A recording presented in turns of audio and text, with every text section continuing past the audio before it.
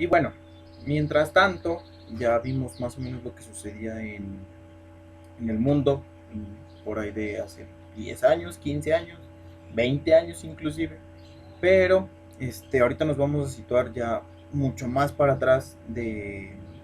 la historia de México y nos vamos a quedar en como donde ya vimos que existía ya una industrialización muy fuerte en el país, ya más o menos se tenía una ligera estabilidad política y económica que ya permitía no vivir en un estado de guerra civil eterna. Entonces, esta ligera estabilidad le permitía a la persona promedio preocuparse ya por otras cosas, ya se empezaba a tener un auge al respecto de la cultura, de la literatura, de las artes, de las humanidades. ¿Por qué? Porque ya se podía, ya se daban el lujo, por así decirlo, de, de teorizar al respecto de cosas de las cuales no se pensaba o no se daba tanta importancia en tiempos anteriores. Es por eso que se le denomina también a esta época como el auge de los intelectuales. Es donde grandes pensadores mexicanos empiezan a escribir, a cuestionarse, a reflexionar al respecto de ciertas cosas, como ya vimos que también Vasconcelos lo hacía al respecto de ser mexicano, pues también lo va a venir a hacer Octavio Paz en su Laberinto de la Soledad, donde habla más que nada sobre el pensamiento mexicano y cómo se ha cambiado, modificado y ¿cómo se le puede llamar? ¿Qué problemáticas también ha tenido al respecto que no le permiten tener una identidad meramente bien definida, sino es como un crisol donde hay demasiadas cosas que provocan que uno no pueda saber si viene de un lado o viene del otro? Entonces eso también es muy importante, toda la reflexión al respecto del arte, de la literatura, de la pintura también, que tuvo una época muy fuerte en el siglo XX mexicano. este, Va a ser algo sustancial para estos tiempos. Entonces, pues tenemos también a principalmente dos personajes muy importantes durante este periodo, que van a ser Octavio Paz y Juan Rulfo. Estos dos personajes van a marcar también un antes y un después en la manera de cómo se va a tener tomada la figura del intelectual mexicano. Pero no va a quedar ahí, va a darse uno de los episodios más complicados en la historia de nuestro país, también de los más oscuros, de los que han sido más acallados y también de los que dejan una huella imborrable en la memoria y en el consciente colectivo mexicano. ¿Qué me estoy refiriendo? Pues a los movimientos estudiantiles de 1968 en la Ciudad de México. El movimiento estudiantil del 68 es un tema muy delicado porque es un tema todavía muy reciente, todavía existen personas que estuvieron presentes, que perdieron a lo mejor algún amigo, algún hermano, algún familiar, algún pariente durante la matanza de Tlatelolco en el 68. Y a esto me refería también en lo que veníamos viendo anteriormente al respecto de que necesitamos esta distancia temporal para poder ver las cosas de una manera mucho más objetiva y crítica, más que nada, ¿no? Entonces, el movimiento de México del 68 no es un movimiento aislado, sino que es una respuesta simultánea a lo que se estaba viviendo en todo el mundo. Si nosotros recordamos qué pasa en 1968, estamos en pleno de la crisis de la Guerra Fría, acaba de pasar prácticamente la crisis de los misiles en Cuba, las tensiones políticas a nivel mundial están muy, muy tensas, la represión está a la orden del día en todo el mundo, los totalitarismos y la imposición de un pensamiento también. Esto se es de manifiesto no únicamente en México, sino en países como Checoslovaquia, España, Francia, Holanda, Finlandia, etcétera, ¿no? Todo esto se le conoció como los movimientos del 68, algunos lo llaman los movimientos estudiantiles del 68, y son todos estos principalmente jóvenes que salieron a manifestarse buscando una revolución verdadera, pero una revolución desde el pensamiento, desde tratar de quitar los dogmas de políticos más que nada y de la imposición de una cierta manera de pensar o de ciertas ideologías en pos de una democracia mucho mejor y mucho más participativa de las partes ciudadanas. Entonces sí es bastante importante lo que se buscaba, pero pues como suele suceder en este tipo de circunstancias, pues el resultado fue una muy muy fuerte represión al grado de llegar a los asesinatos, ¿no? Pero pues, ¿qué fue sí el movimiento del 68? Bueno, pues estudiantes de principalmente la UNAM, el Politécnico, la Universidad Autónoma de Chapingo, la Michoacana de San Nicolás de Hidalgo, inclusive también la Ibero, también creo que estuvo ahí un poquito la Universidad Veracruzana, estaban exigiendo el fin de los totalitarismos, de que ya se fuera acabando esto de la dictadura eterna, de la presidencia por parte del partido que estaba en auge en aquel momento, que duró tanto tiempo en el poder, y también buscaban, pues más que nada, tener mucha mayor libertad de expresión, que pudieran ser reconocidos sus derechos. Elaboraron de hecho un pliego petitorio que buscaba la mejora de las cuestiones de la enseñanza, las cuestiones en la universidad, también mucha mayor libertad para todas las personas, la libertad a los presos políticos. Eran muchos los ideales que se buscaban en el movimiento del 68, pero como estaban a la vuelta de la esquina las Olimpiadas, se les tomó como un modelo que quería, ¿cómo decirlo?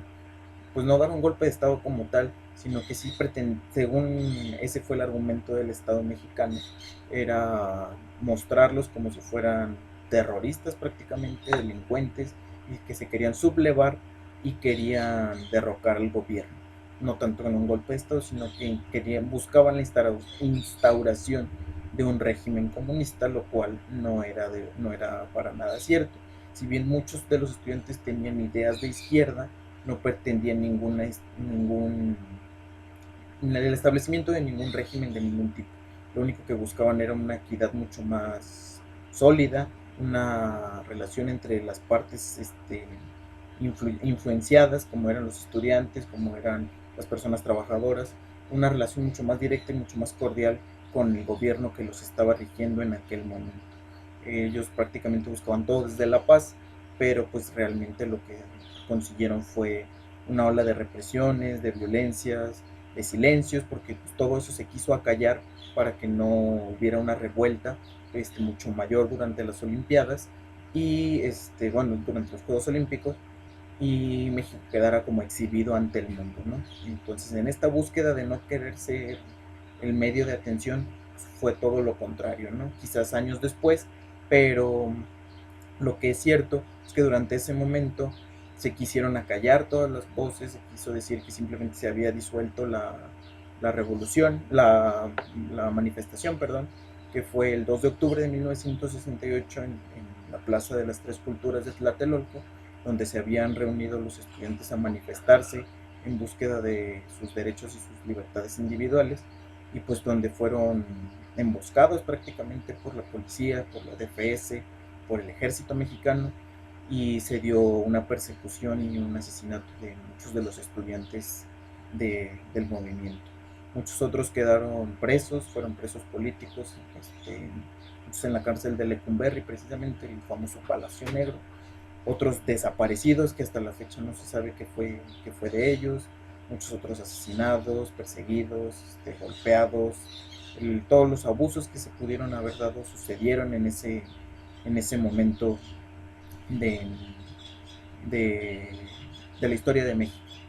Entonces eso es más que nada lo que sucedió. Después se quiso tapar todo eso, se quiso borrar todo. De hecho, muchas personas que estuvieron ahí pueden comentar o comentan que se crearon fosas comunes para aventar todos los cuerpos que habían sido asesinados, para que pudieran quedar prácticamente en el olvido, como si eso jamás hubiera pasado. Pero pues es una huella que no se pudo borrar, porque los intelectuales, los escritores, los pintores, los músicos, las personas mismas, los estudiantes nunca permitieron que esto quedara en el olvido, y de ahí viene la famosa frase esta de 2 de octubre no se olvida, donde se pretende que ya no vuelvan a ocurrir este tipo de masacres cuando las personas simplemente se manifiestan en la búsqueda de un estilo de vida mucho más digno, o una mejor libertad para sí mismos, ¿no? Entonces sí es un capítulo medio oscuro, es un poquito denso, todavía es una herida que sigue muy latente, pero pues que sí marcó también una antes y un después al respecto de las revoluciones sociales en México. también esto no quedó únicamente ahí, sino que escritores, como ya dije, músicos, poetas, se dedicaron precisamente a no permitir que esto quedara en el olvido y escribieron sus relatos, escribieron canciones, escribieron poemas, escribieron novelas, todo al respecto de lo que estaba sucediendo en ese momento. Entonces ahí en la presentación, si a ustedes les interesa, hay dos muy buenos, una canción y un poemita de Pacheco que ya habíamos visto la semana anterior y que puede ser una buena manera para que nosotros veamos qué es lo que se vivía, qué es lo que se vio en algo tan crudo y tan cruento como fue la masacre de Tlatelolco. Entonces es uno de los puntos finales que nosotros podemos ver en la historia de México, por esto mismo que ya mencionamos de la distancia temporal. Entonces, como podemos ver, la historia lo que nos puede servir y algo para lo que realmente nos debería servir es saber quiénes somos y de dónde venimos para poder saber qué podemos hacer para evitar todas estas cuestiones, para ya no cometer los mismos errores, para a lo mejor tratar de cambiar ciertas cosas que nos permitan crecer como una sociedad, crecer como individuos y finalmente buscar lo que hemos buscado desde un principio, que es el bien común y la sana convivencia entre todos nosotros. Quizás es algo en el plano muy en el ideal, pero pues ahí queda la búsqueda que nosotros hacemos al respecto. Después es realmente la importancia de la historia, no es nada más aprendernos fechas y títulos y años y todo eso, sino comprender qué somos y por qué somos para poder ser una mejor sociedad en un futuro, ¿no? A lo mejor nos conviene conocer nuestro pasado para saber qué somos en el presente y así poder dirigirnos bien en el futuro. Y pues nada, muchas gracias, hasta aquí llega nuestra clase de hoy. Espero que les sirva, espero que les guste, que les agrade. Y pues cualquier duda, cualquier cosa, ya saben, escriban, por acá ando. Y pues nada, eso creo que sería todo a grandes rasgos. Cuídense mucho, sigan las medidas de precaución, que todavía esto no se acaba, pero esperemos que se pueda acabar pronto. Y también no se olviden, echen muchas ganas, que ya este es el último tirón ya de nuestro curso. Y pues cualquier duda que tengan, cualquier tema que quieran más o menos como retomar o algo, vamos a irlo viendo ya en lo posterior. Por lo pronto esto es todo por ahora y muchas gracias, nos vemos la siguiente semana.